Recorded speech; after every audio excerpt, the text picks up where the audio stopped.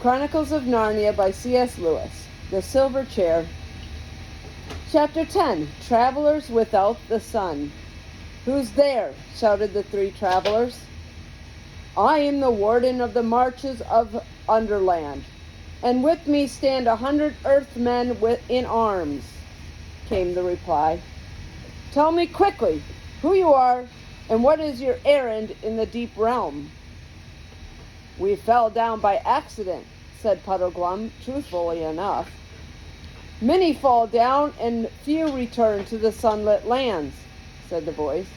"Make ready now to come with me to the Queen of the Deep Realm." "What does she want with us?" said Scrub cautiously. "I do not know," said the voice. "Her will is not to be questioned, but obeyed." While he said these words, there was a noise like a soft explosion, and immediately a cold light, gray with a little blue in it, flooded the cavern. I hoped that the speaker had been idly boasting when he spoke of 100 armed followers, died at once. Jill found herself blinking and staring in a dense crowd. They were of all sizes, from a little gnome barely a foot high to stately figures taller than most men. All carried three-pronged spears in their hands, and all were dreadfully pale. And all stood as still as statues. Apart from that, they were very different. Some had tails, others not. Some wore great beards, and others had very round, smooth faces, as big as pumpkins. There were long, pointed noses, and long, soft noses like small trunks, and great bobbly noses. Several had a single horn in the middle of their foreheads. But in one respect they were all alike. Every face in the whole 100 was as sad as faces could be. They were so sad that at first glance Jill almost forgot to be afraid of them. She felt like she should cheer them up. "Well," said Puddleglum, rubbing his hands, "this is just what I needed. If these chaps don't teach me to take a serious view of life, I don't know what will. Look at that fellow with the walrus mustache, or that one with the—" "Get up," said the leader of the Earthmen. There was nothing else to be done. The three travelers scrambled to their feet and joined hands. One wanted to touch a friend's hand at the moment like this, and the Earthmen came all around them, paddling on their large soft feet, on which some had 10 toes, some 12, and others none. "March," said the warden, and march they did. The cold light came from a large ball at the top of a long pole, and the tallest of the gnomes carried this at the head of the procession. By its colorless rays, they could see that they were in a natural cavern. The walls and roof were knobbed, twisted, gashed into 1,000 fantastic shapes, and the stony floor sloped downwards as they proceeded. It was worse for Jill than for the others, because she hated the dark, underground places. And when, as they went on, the cave got lower and narrower, then at last the light bearer stood aside, and the gnomes, one by one, stooped down, all except the smallest ones, and stepped into a little dark crack and disappeared. And she felt she could bear it no longer. "I can't go in there. I can't, I won't," she panted. The Earthen men said nothing, but they all lowered their spears and pointed them at her. "Steady pull," said Puddleglum. "These big fellows won't be crawling in there if it didn't get wider later on. And there's one thing about this underground work. We shan't get any rain." "Oh, you don't understand. I can't," wailed Jill. "Think how I felt on that cliff pole," said Scrub. "You go first, Puddleglum, and I'll come after her." "That's right," said the Marsh Wiggle, getting down on his hands and knees. "You keep a good grip of my heels, Pole, and Scrub will hold onto yours. Then we'll all be comfortable." "Comfortable," said Jill. But she got down, and they crawled in on their elbows. It was a nasty place. You had to go flat on your face for what seemed like a half an hour, though it may really have been only 5 minutes. And it was hot. Jill felt like she was being smothered. But at last a dim light showed ahead. The tunnel grew wider and taller, and they came out, hot, dirty, and shaken, into a cave so large that it scarce seemed to be a cave at all. It was full of a dim, drowsy radiance, so that there had been no need of an earthen strange lantern.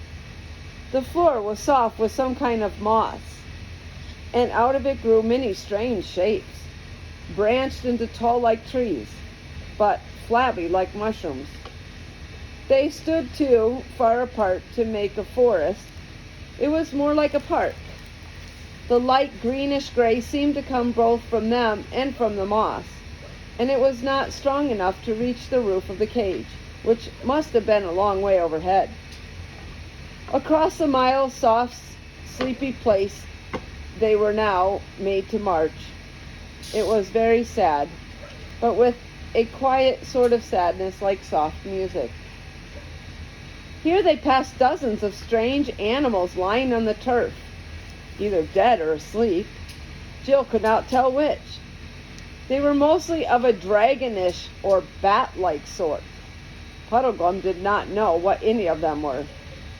"Do they grow here?" Scrub asked the warden.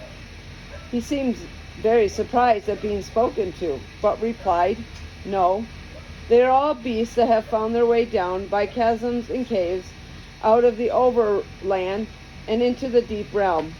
Many come down, and few return to the sunlit lands. It is said that they will all awake at the end of the world." His mouth shut like a box when he had said this, and in the great silence of the cave the children felt that they would not dare speak again. The bare feet of the gnomes padded on the deep moss made no sound. There was no wind, there were no birds, there was no sound of water, there was no sound of breathing from the strange beasts. When they had walked for several miles, they came to a wall of rock, and in it a low archway leading into another cavern. It was not, however, so bad as the last entrance, and Jill could go through without bending her head. And it brought them to a much smaller cave, long and narrow, but the size and shape of a cathedral. And here, filling almost the whole length of it, lay an enormous man fast asleep. He was far bigger than any of the giants, and his face was not like a giant's, but noble and beautiful. His breast rose and fell gently under the snowy beard which covered him to the waist. A pure silver light, no one saw where it came from, rested upon him. "Who's that?" asked Puddleglum, and it was so long since anyone had spoken that Jill wondered how he had the nerve. "That is old Father Time, who once was the king of the Overland," said the warden, "and now he has sunk down into the deep realm and lies dreaming of all the things that are done in the upper world. Many sink down, and few return to the sunlit lands. They say he will wake at the end of the world." And out of the cave they passed into another, and then into another, and so on till Jill lost count. But always they were going downhill, and each cave was lower than the last, till the very thought of the weight of the depth of the earth above you was suffocating. At last they came to a place where the warden commanded his cheerless lantern to be lit again. Then they passed into a cave so wide and so dark that they could see nothing of it except what was right in front of them in the strip of the pale light sand that ran down into still water. And there, beside a little jetty, lay a ship without mast or sail, but with many oars. They were made to go on board her, and led out of the boat out to the bows, where there was a clear space in front of the rowers. There were benches and seats running along the sides of the bulwarks. "One thing I'd like to know," said Puddleglum, "is whether anyone from our world, from way up atop, I mean, has ever done this trip before." "Many have taken ship to the Pale Beaches," replied the warden. "And—" "Yes, I know," interrupted Puddleglum, "and few return to the sunlit lands. You needn't say it again. You are a chap of one idea, aren't you?" The children huddled close together on each side of Puddleglum, and they had thought him a wet blanket while they were still above ground, but down here he seemed to be the only comforting thing they had. When the pale lantern was hung up amidship, the earthen men sat to the oars, and the ship began to move. The lantern cast its light only a very short way. Looking ahead, they could see nothing but smooth dark water, fading into absolute darkness. "Oh, what will ever become of us?" said Jill despairingly. "Now you don't need to let your spirits down, Pole," said the Marshwaggle. "There's one thing you've got to remember. We're back in the right lines. We're to go under the ruined city, and here we're under it. We're following the instructions again." Presently they were given food, flat, flabby cakes of some sort, which had hardly any taste. And after that they gradually fell asleep. But when they woke, everything was just the same. The gnomes still rowing, the ship still gliding on, still dead blackness ahead. How often they awoke and slept and ate and slept again, none of them could ever remember. And the worst thing about it was that you begin to feel as if you've always lived on that ship, in the darkness, and to wonder whether the sun or blue skies and the wind and the birds had not only been a dream. They had almost given up hoping or being afraid about anything when at last they saw lights ahead, dreary lights, like that of their own lantern. Then, quite suddenly, one of these lights came close, and they saw that they were passing another ship. After that, they met several ships. Then, staring till their eyes hurt, they saw some of the lights ahead were shining on what looked like wharfs, walls, towers, and moving crowds. But still, there was hardly any noise. "By Jove," said Scrub, "a city!" And soon they all saw that he was right. But it was a weird city. The lights were so few and far apart that they could hardly have done for scattered cottages in our world. But the little bits of places in which you could see lights, there were glimpses of great seaport. You could make out in one place a whole crowd of ships loading and unloading, and another bales of stuff and warehouses, and in a third walls and pillars that suggested great palaces and temples, and always, wherever the light fell, endless crowds.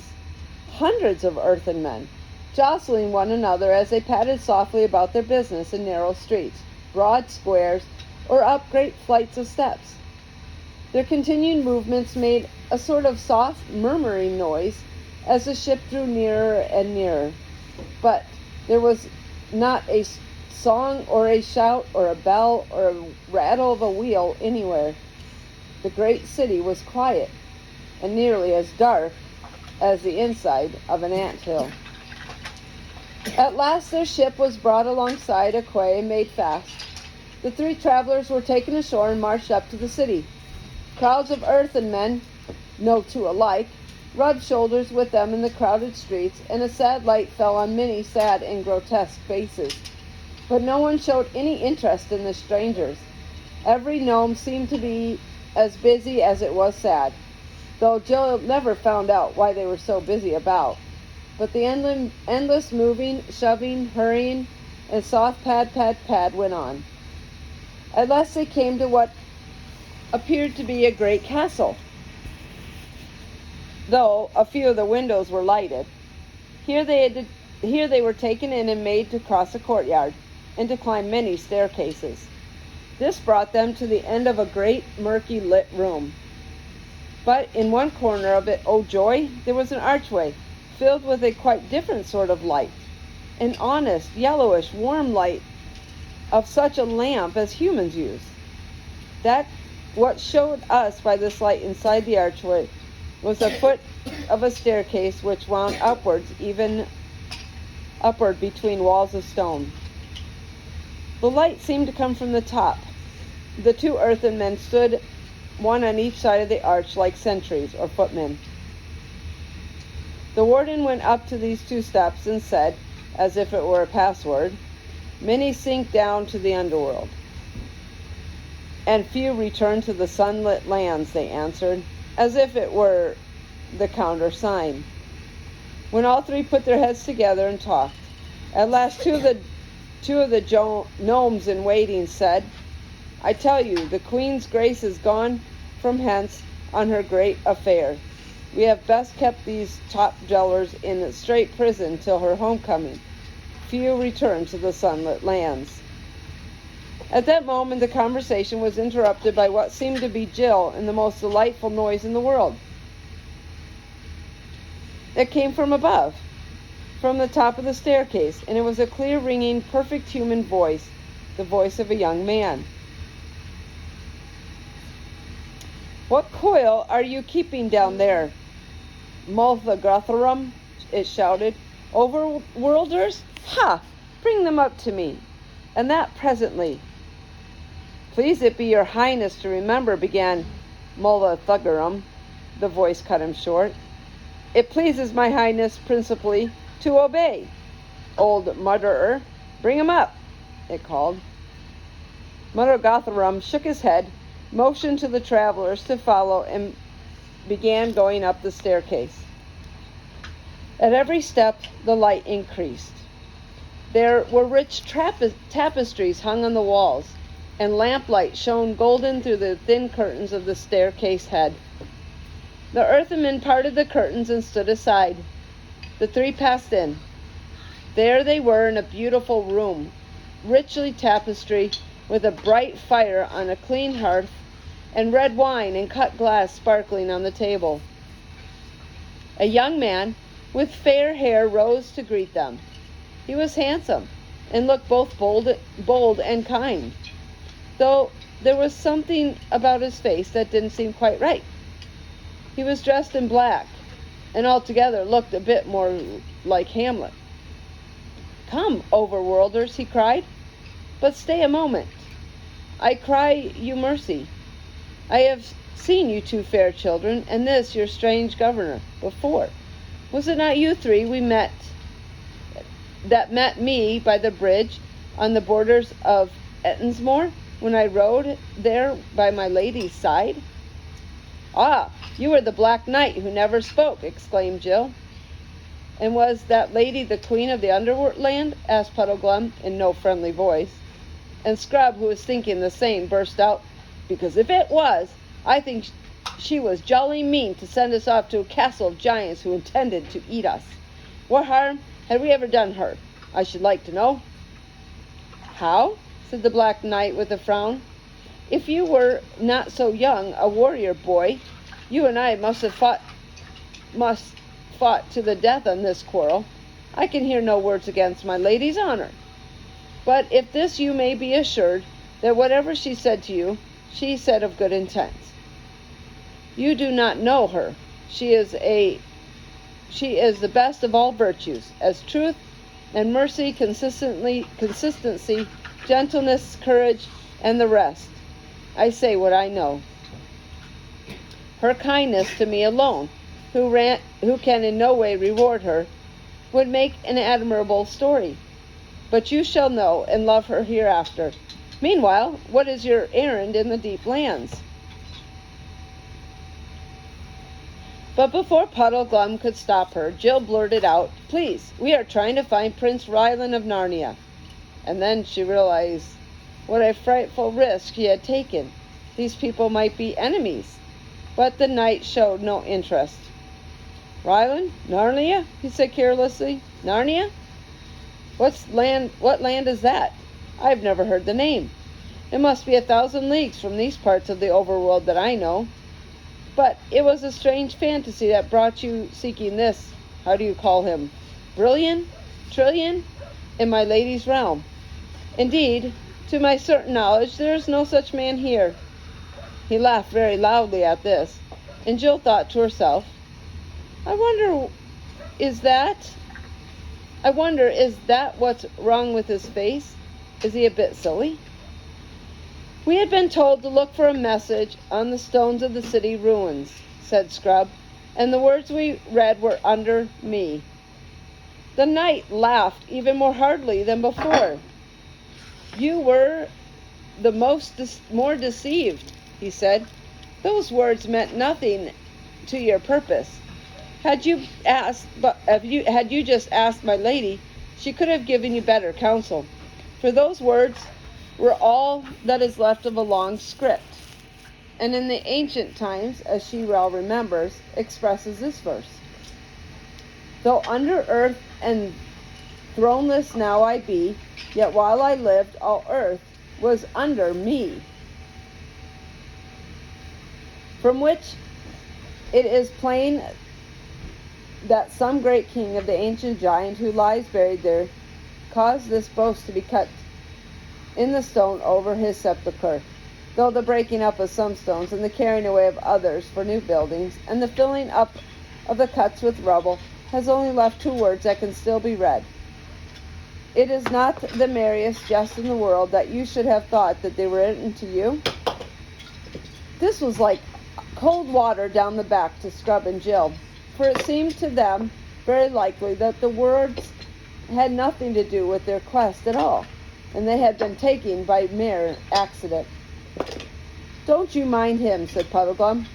"There are no accidents.